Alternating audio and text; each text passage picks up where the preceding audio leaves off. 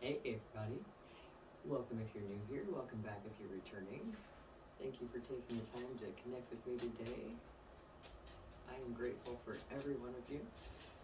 Let's see what our topic is for today. What have we got for today? We've been on kind of a kick this week about energy, so we'll see what today's topic is.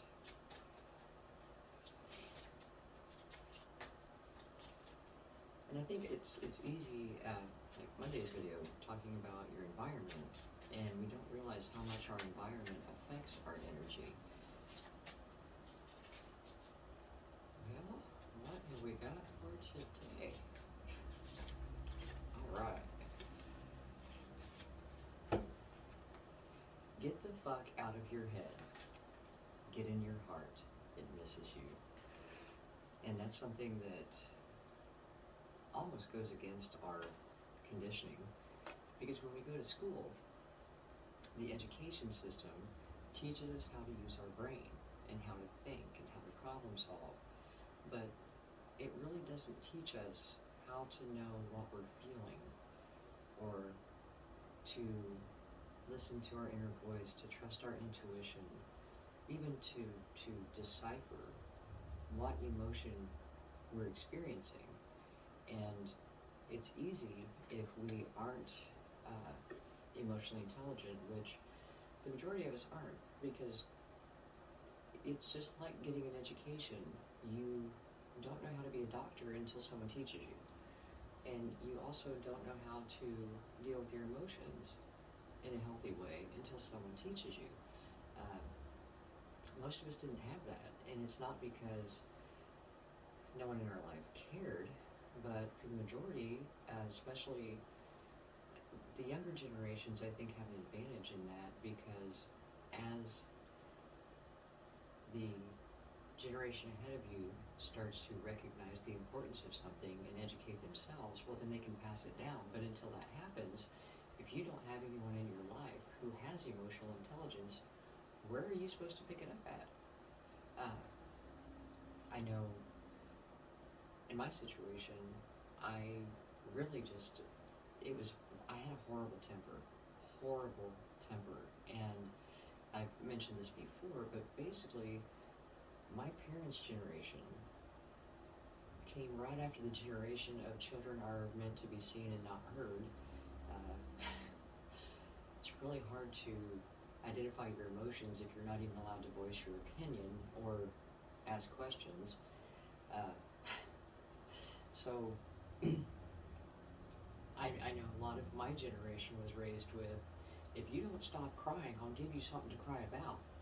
Well, okay, so we were basically taught to squash our emotions, which then becomes very easily expressed as anger. Uh, and that's what I was really good at expressing, was anger. And it wasn't necessarily anger that had originated as the emotion. It was just that by the time I could no longer contain the emotion, it came out as anger, because by that point I was angry and frustrated because I wasn't being heard and no one was paying attention. And at some point there had been an issue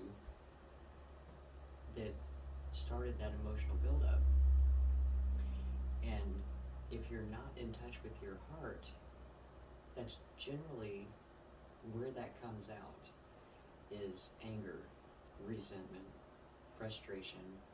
And depending on your disposition, it can express in either being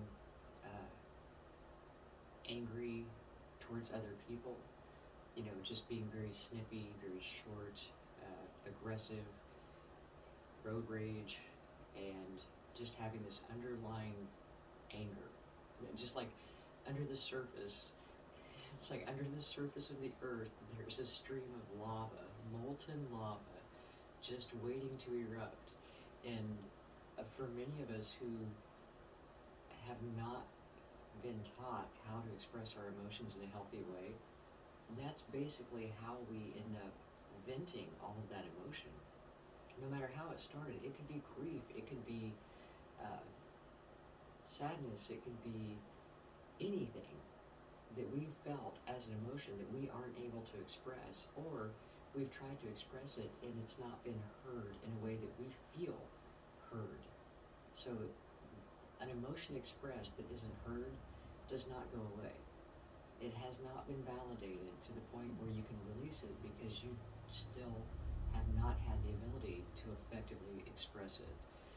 And when all that mixes together into that molten lava, you're a ticking time bomb of the one person, that last person who pushes that last button, the straw that broke the camel's back, it all comes out in an ugly way. Usually with a lot of hurtful words and hateful remarks that can never be taken back, no matter how much you apologize, because in that moment of anger, you're being 100% honest. It may not be accurate because the statement hurt people, very true. And that person may not even be the one who caused the hurt to begin with, but in that moment that the last thing that you could tolerate hit, that's where it comes out at. Well, I was that volatile, molten lava, under pressure, and I realized this as a teenager that, oh my gosh, like I've got to do something about this, and I got a heavy bag because I still didn't really fully understand how to deal with my emotions, but I did find out that if I was physically active, if I did physical activity, because emotion is energy in motion. So we can use our physical body to help work through our emotions.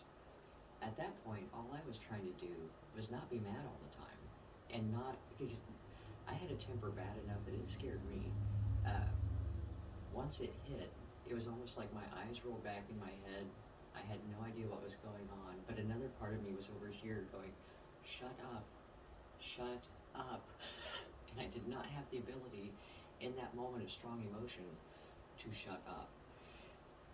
So not wanting to be that person, I found out that by doing very aggressive physical activity, I could express that. I could get that out of my body and stay at a nice, smooth, even keel, but I still wasn't aware of my emotions. I could think things through. I was very good at thinking, but I sucked at feeling because I'd spent the majority of my childhood stuffing my emotions because I wasn't allowed to express them. So as I got older, I started to really dive into psychology and understanding emotions and how they form in the brain. Like, where does it come from?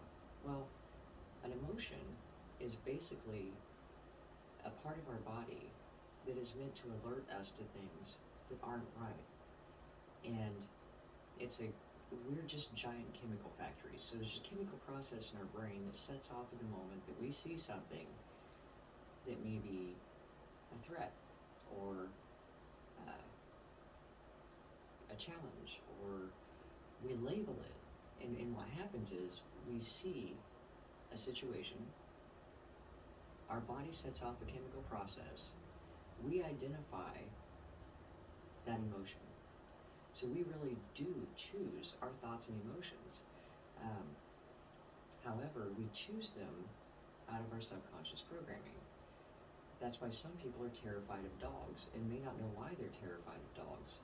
At some point in their early childhood, either they themselves had a negative experience with a dog, or the people around them were afraid of dogs.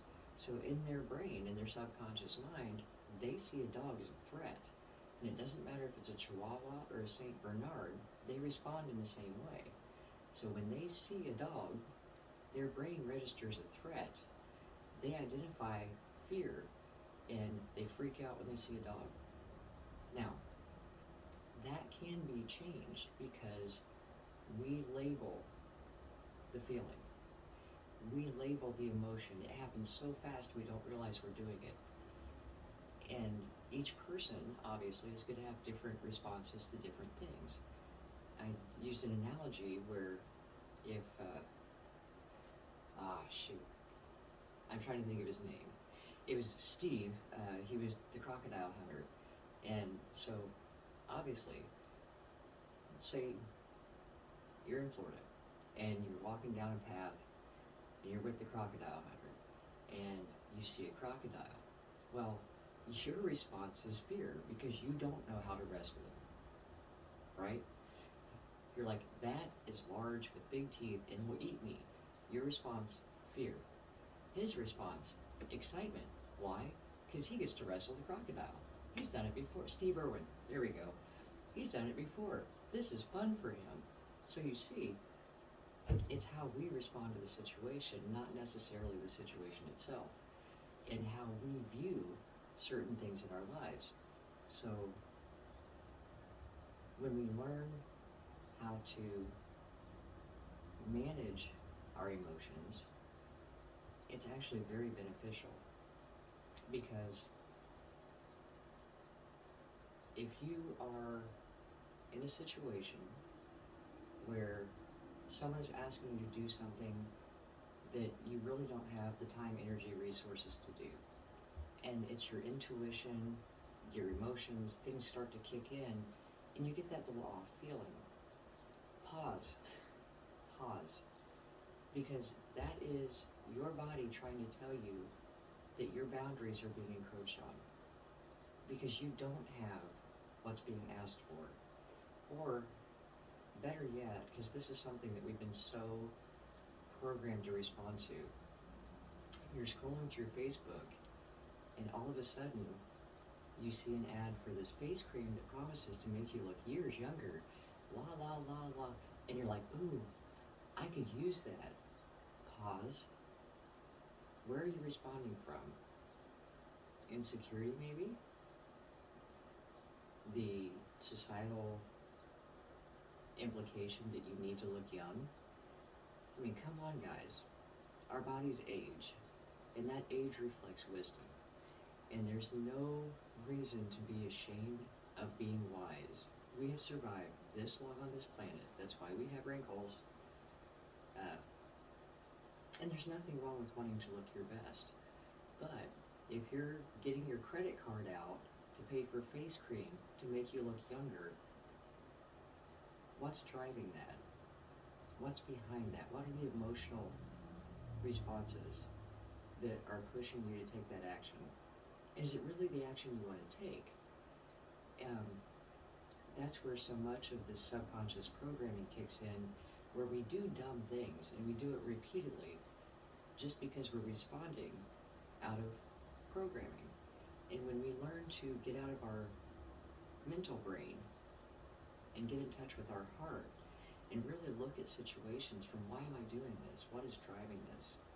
What is the emotion that I'm feeling right now? Wait, that little nudge, is that my intuition? Is it trying to tell me something about this situation? And because we've been taught to think and rationalize as our first resort, that's where we tend to get back into old patterns of behavior, because we rationalize, well, it's probably not this, or I'm just being unreasonable. Maybe they're right. Maybe I'm just being selfish. Well, maybe you're not. And that's why it's so important to get in your heart. And in moments where you're really undecided about something, if you can quiet your mind, and trust me, that takes practice. It really does. I talk about that in the book. It's like trying to control a toddler with ADHD when you're first trying to get your mind, your thoughts, to cooperate with you, to get them under control, to start choosing what's in your head. But if you can calm and quiet your mind, put your hand over your heart when it's a specific situation and you're trying to really get your own internal guidance on it. Close your eyes, and when you breathe in, imagine that you're breathing into your heart. Really allow any emotion that you're feeling to just flood through you. And then in that moment, you should be able to determine, what's going on with me? And what is this feeling that I'm having? What is it trying to tell me? And it's amazing because our intuition, our emotions, they see things we don't. Our subconscious brain picks up on details that our conscious mind misses. That's where that intuition comes from.